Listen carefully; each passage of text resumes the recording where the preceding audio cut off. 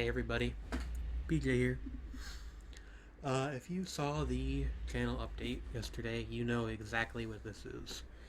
If you did not, this is Enter the Gungeon. This is DodgeRoll Games, arena shooter slash bullet hell slash roguelike slash dungeon crawler slash etc. slash etc. Just gonna let the opening cutscene roll here while I take a sip of this drink and get to explaining a few things real quick. Because as soon as we get into the game proper, you will notice something rather unusual.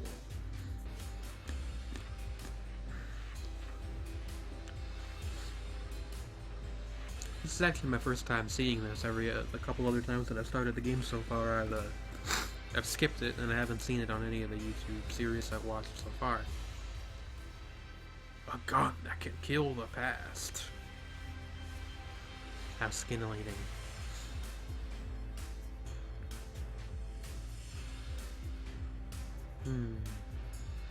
Get my reticle off the screen.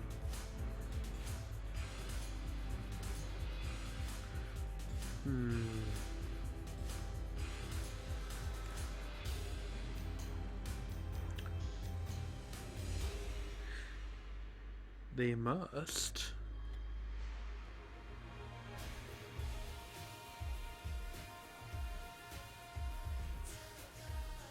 Sorry, I just had to let that play out once. I really love the intro song. Alright, so switch over to save slot B here. Oh, does that roll the credits again? No, it does that. Okay. So, at this particular time, you'll notice that everything looks normal. We're going to do the tutorial real quick, and you will see the subject of my discussion.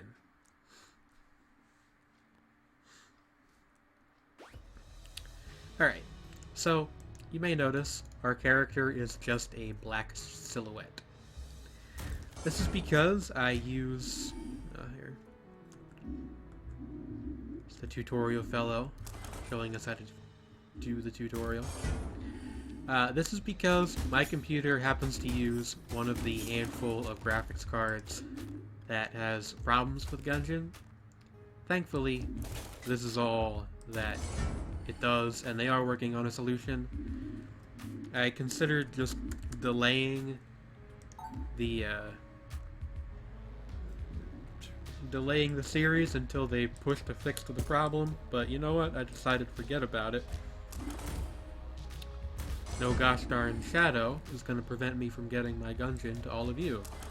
So, we're completely solid black. Stuff happens. This guy's going to show us how to use blanks. So if you don't know, what these do is that they are basically a lot like bombs from a more traditional bullet hell shooter.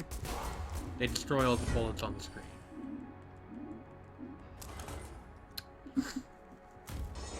Yes.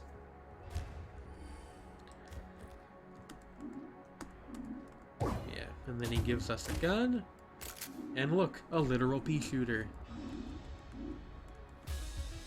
And this is a gun dead. Little adorable bullet men that try to kill you at every turn. One of the things I've liked about this game and the couple hours that I've put in, and stuff that I've seen from other people, so yeah, just as a notice, this is neither sight unseen nor sight unplayed. One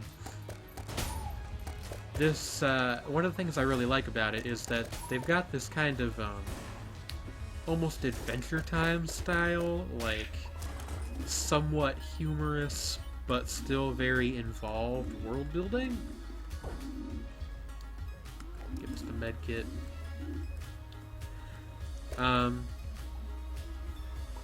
It's interesting. I mean, it's not the main focus of the game, but it does add a little bit of personality, where a lot of these games are often kind of devoid of that. And what he's just showing us here how to do is use teleporters. We can bring up the map. I have everything mapped to slightly strange keys because I'm left-handed. But you bring up the map with your map button, and you can actually just click on these teleporters, and it'll take you right to them. So the reason that's important is that a lot of these floors get really big, and it saves you a lot of time that would otherwise be spent backtracking. So I mean, conceptually the game's very simple. You just shoot, you dodge, you use those blanks I showed you earlier. You can use the space bar to flip up tables and roll barrels. He was showing us that a while back. But it's really well done, and there's a ton of weapons, which I'm hoping I'll get to show off after we're done with the tutorial here. And this right here, this crack in the wall, you can use a blank, and look, a secret room. And now's a good time as any to open this thing. This is our ammo Nomicon. And basically all this is, it's a little in-game encyclopedia that tells you stuff about the items you pick up. So this is the pea shooter, baby's first gun. Traditionally given to Gungeoneers when they first arrive in the dungeon, it is incredibly weak. That one's pretty straightforward and to the point. Some of them are a little bit more involved. The shield of Sir Manuel. And you know, here's the knight. Here's this knight's helmet as well.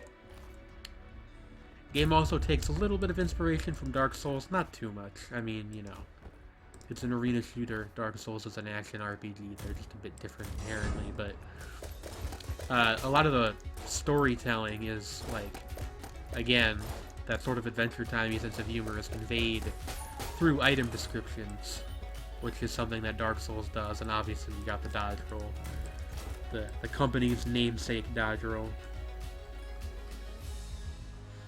Here they're telling us how to use the gun switching menu. You can also just scroll, but if you have a bunch, it's a lot more handy to use the menu than it is to just toggle between them that way. Give me just 1 second here. Delicious iced tea. Did we go this way? Yeah, we cleared everything out. Alright. This is a boss gate. We're gonna go fight the tutorial boss. Are you ready to put all you've learned to the test? Yeah, I think so. Oh snap. Now obviously, being the tutorial boss, Manual is not too difficult compared to what we'll face even at the end of the regular first floor in the dungeon. Or rather, the Gungeon. And we won.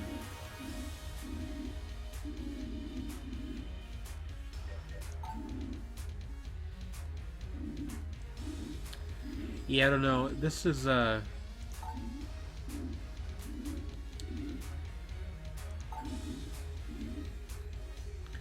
this is the, you know, some of the little bit of story that the game gives us. I have yet to meet Blockner in my travels, so I don't quite know his, oh. Thankfully, falling in that hole when you're on the breach doesn't do anything. There are pits in the main game, though. So I don't quite know how that story ends yet, but I suppose we'll find out together. You are now ready to enter the Gungeon. Let's go conquer the first floor if we can, shall we? I will say, I'm not particularly great. I'm okay, I think, but let's take a quick look at the Marine starting items, because there's 4 characters, each one of them is a different loadout. We start with the Marine sidearm, always with you. Basically just a basic pistol, pretty good on accuracy, okay on fire rate, not too remarkable in any sense of the word. Supply drop, and this is a one-time use item that will give us more bullets for our guns if we need them. Our gun up here, our default, actually has unlimited ammo, but everything else we'll pick up in the Gungeon has a limited supply. This is a passive item called military training, and it just makes us reload a little bit faster and shoot more accurately. So that's what we've got going in here. Let's put some bullets in bullets, shall we? Actually wasn't intended to be a Portal reference, but I guess if you've played the second game, it sort of is. these little copper bullets that we're getting at the end of every room, the shells, are our money. And there's silver ones that are worth more, and then gold ones that are worth even more than that. So, you don't get them exclusively in increments of one, although that is by far the most common. And the tiniest version of these little blob guys that split up is pretty interesting because you can just roll over them. The regular sized blobs you gotta shoot though. So yeah, I mean, it's incredibly simple to pick up and play. I mean, you get the basics down in a minute or two. But after, you know, after that, you realize that the whole simple to learn, difficult to master thing applies very much here. Gotta learn all types of enemy patterns, all types of idiosyncrasies with the weapons, and just general dodging skills. Because the roll, much like in Dark Souls, gives you a couple frames of invincibility, so you can actually roll into bullets, as you saw me do a minute ago there. And as long as you don't end your roll in them, you will not take any damage. This is the shopkeeper. He buys stuff from you. I would love to get this heart, but we're probably not going to be able to afford that. This is like a super soaker type thing. Over here we got some armor, a regular red heart, and a key we could buy. We don't have the money for any of that right now, but it's good to keep it in mind. There are treasure chests. We will probably happen upon one sometime in our, you know, first run of the Gungeon here.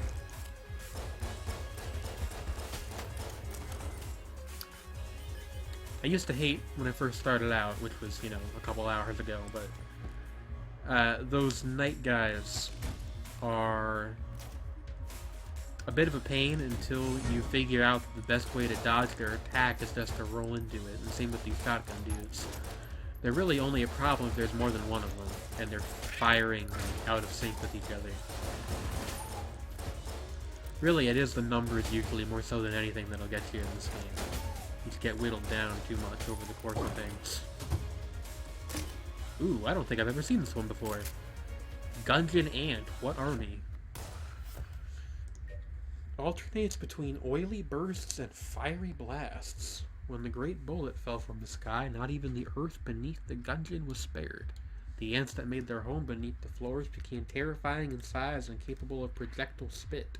Nearly extinct, the last of the species occasionally hide in chests. That's another example of that world building I was talking about, because that's like a kind of a crazy concept, right? Who would think of an ant that's a gun? But here it is. And I'm not sure... Ah, okay. I get it. So, the ant normally fires like a shotgun blast of oil, and then when you reload it, I mean, it's like just like it says in the description, it switches to like a flamethrower.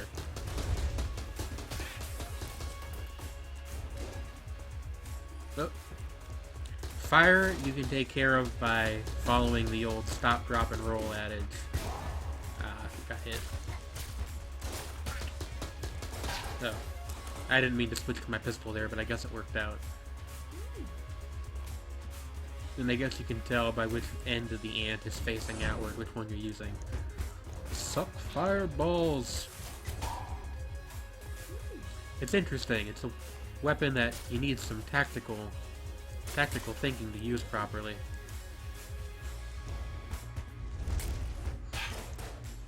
Honestly, I probably didn't need to waste all those shots on that bird. I think I'm going to save the rest of the ammo in that thing for our boss, because it doesn't seem like a terrific room-clearing weapon. Got another chest here.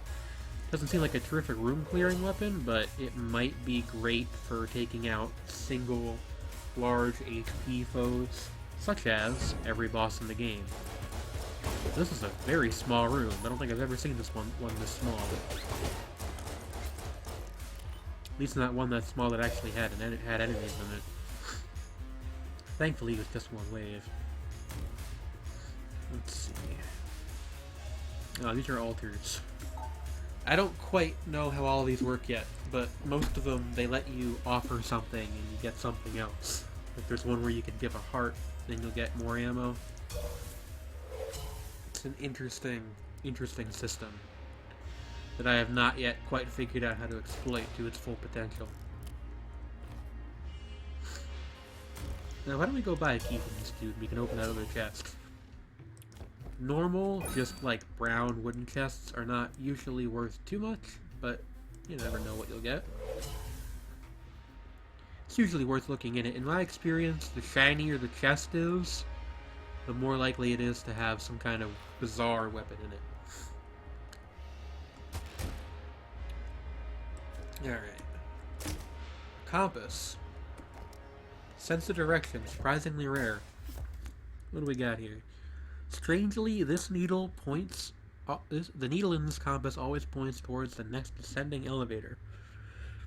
The words Woban JSC are engraved on the back.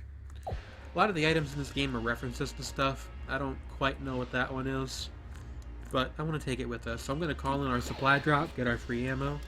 That way we don't just waste it. This is what an ammo pickup looks like. And, yeah. So do you have to use it? Yeah, you do. Okay.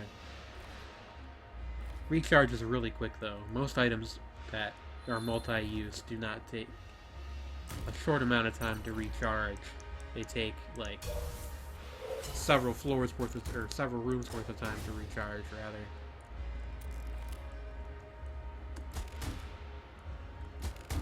Flipping tables because I'm mad, yo. Alright. Also, you might be noticing that a lot of just like the random debris that's lying around absorbs bullet shots. Absorbs gunfire. Usually just 1 or 2 hits.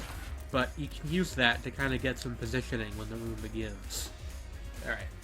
We don't have a key for this, and there aren't any more left on the level, so I'm going to shoot it. Every once in a while, you'll actually get something out of this. Yeah, there you go. Usually, the best you can hope for is a heart. Sometimes, they will actually give you what was inside of it. Alright. It's our first boss. This guy is a trip. It's also very muscly. The Gatling Gull, Rapid Fire Raptor. I like this boss. He's silly and just kind of crazy, and I think he might be a reference to something, but he's awesome on his own merits, darn it.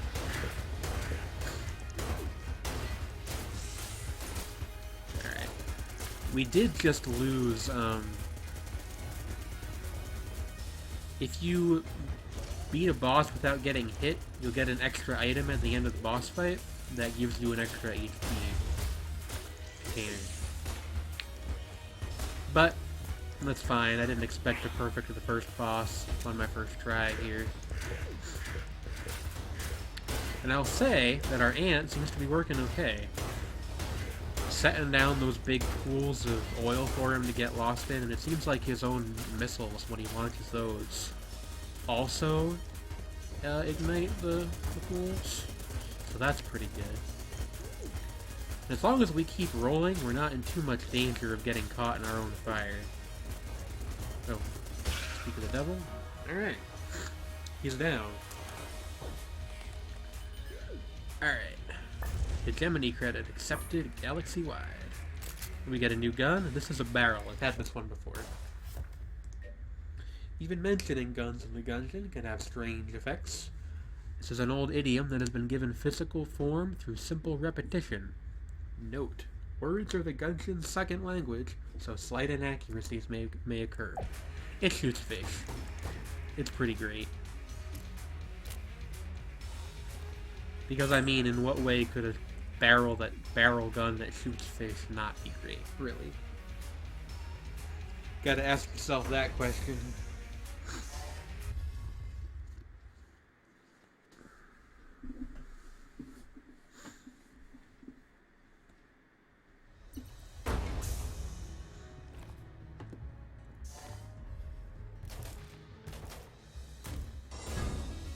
Alright, let's take them out.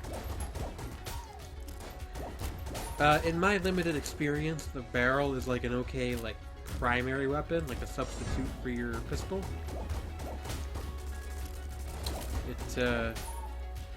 It stuns enemies, which is not something I've seen any other gun do so far. But, it kind of helps you with the crowd control. Because, I mean, otherwise you got these wizards on you, you got that cube guy I took out a little bit ago, shooting all over the place. You got your knights, you got your little basic gun dead dudes. It's a whole thing.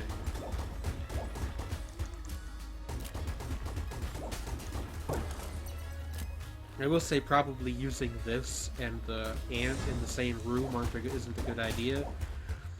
Just because this leaves puddles of water, and I think that they actually interact as you would expect them to. Like, water will put out fires on the ground. Those ghosts, I call them Gatling ghosts. They're a real problem. They actually do have an official name. The Nomicon has a whole section for enemies. Let me show that off real quick. Yeah. Is this them down here? Yeah. Hollow points, I guess they're called. Interesting stuff. I'm not going to read all those, just because... Oh, hey. I think this is the first time I've ever noticed a secret room crack on my own. What you got in here? A free key and a chest that doesn't require a key that has another key inside of it. 2 free keys for a blank. I think that's a pretty good trade. Maybe if only because I tend to use blanks less than I should.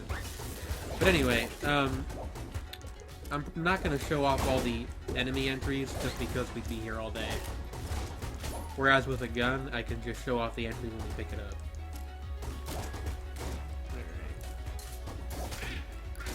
These shotgun gun dead sometimes explode into bullets after they die. You gotta be careful of that. What is this thing? Drum clip, one size fits all. Passive item? Increased magazine capacity. Oh yeah, check that out. Nice. It kinda seems like it might not be great with our ant, but whatever. Drum clip. I think I've seen that item before, but I think it's the first time I've ever been able to pick it up.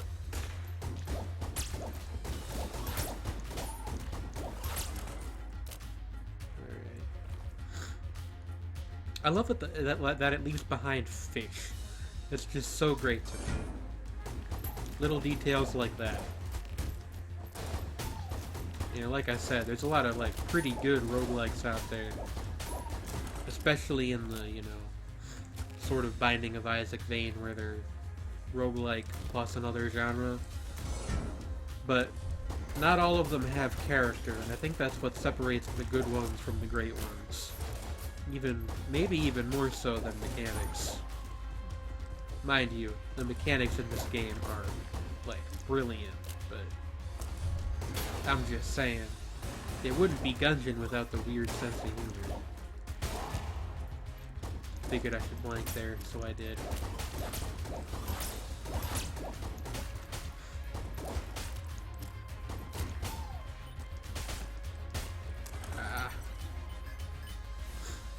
You can roll over those. Oh, hold on.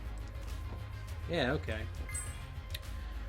These, there's like prison cells on these floors sometimes, and you'll find those keys to them, and you'll get new people upstairs back at the breach, which is the home base area we were in.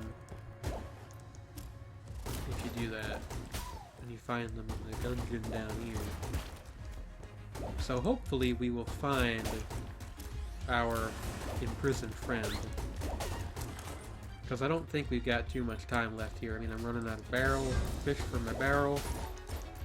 Running out of parts, first and foremost. Maybe we'll be able to buy some more at the shop up ahead.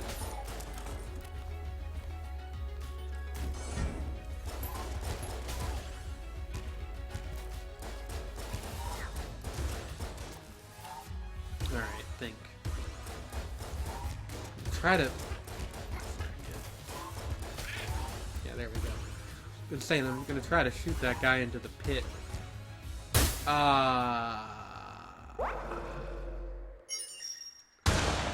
Well, that'll do it for our first run. Killed by an apprentice gungeoner. 14 minutes. Let me see what our video time's at here. Almost half an hour. Yeah, I think I'm gonna call it here. I was gonna do 2, but the tutorial took a bit more time than I thought it would. I don't want to make these videos too long. So, I will see you guys probably, if not tomorrow, then the day after. So, the day after this video goes up, or the day after that, there should be another episode. I'm still trying to work out the exact video schedule. Until then, I am PJ Let's Play. You are yourself, and this is goodbye.